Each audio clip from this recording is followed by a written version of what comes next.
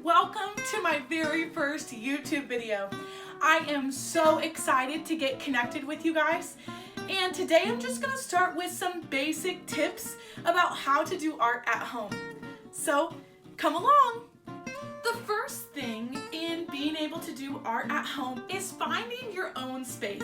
And so here is Miss Beck's space that I have created and set aside, and yours might look different than mine, and that's okay. Yours might be a dining room table, maybe you have an extra table or area in the toy room that you could make that your art station. Maybe you have space in your bedroom where you have a little desk or office area that you're already doing your schoolwork, and that works great. And so what I like to do is kind of add my own personal touches to it, so it helps me stay creative. And so I added some pictures of my family, so I'm reminded of who I love and am loved by. I have added obviously some fun decorations, a candle or two, but that's just Miss Beck, a plant here, and just kind of made it my own. And so your space might look different, but honestly, it just has to be a place where you feel comfortable doing your artwork.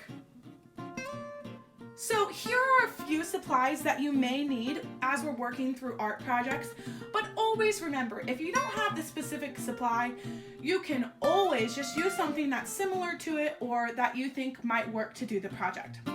So the first item is a pencil, a sharpened pencil preferably, which means you may need to also have a sharpener handy as well.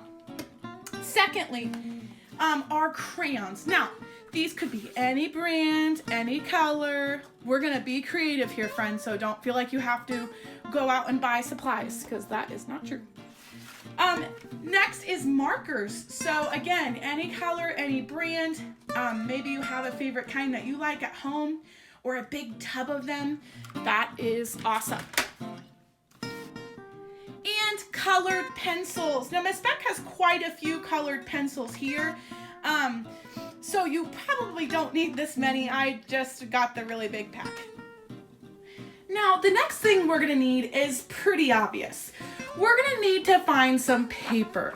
Now, I just have regular copy paper from my printer at home, but if you don't have access to that paper, you could always use the back of a paper as kind of a scratch paper.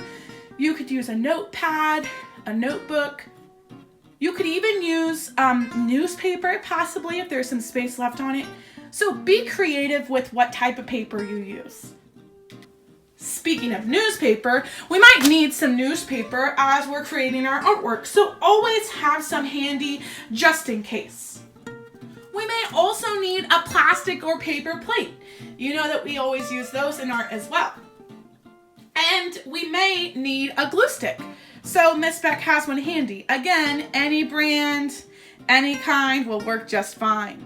Now, I always have a little cup with extra supplies sitting on my table, and here's what is in that cup. I usually have a ruler, or a straight edge of any kind will do, scissors, some Sharpies, extra pencils, and lastly, Miss Beck has some paintbrushes here. Now, I know that a lot of you probably don't have paintbrushes at home, which is why a lot of our projects will not deal with paintbrushes. So those are just some basic tips in creating an art area or space for you to do your artwork as you follow along with my YouTube videos. Now, I want to stress and remind you to always be creative. If you don't have a certain supply, see if you can use something else that's similar that might help you create that piece of artwork. You could, for example, even use cardboard as your paper that would normally go in the recycling. And we're going to talk more about using our things that we already have at home to create our art. I am so excited to get to do art with you, and I'm excited that you're here watching my video. If you want to watch more, please remember to subscribe below so that Miss Beck can share her videos with you. You can also follow me on my Instagram, Facebook, or Twitter accounts that your parents can connect with so that you can see what will be happening in the future.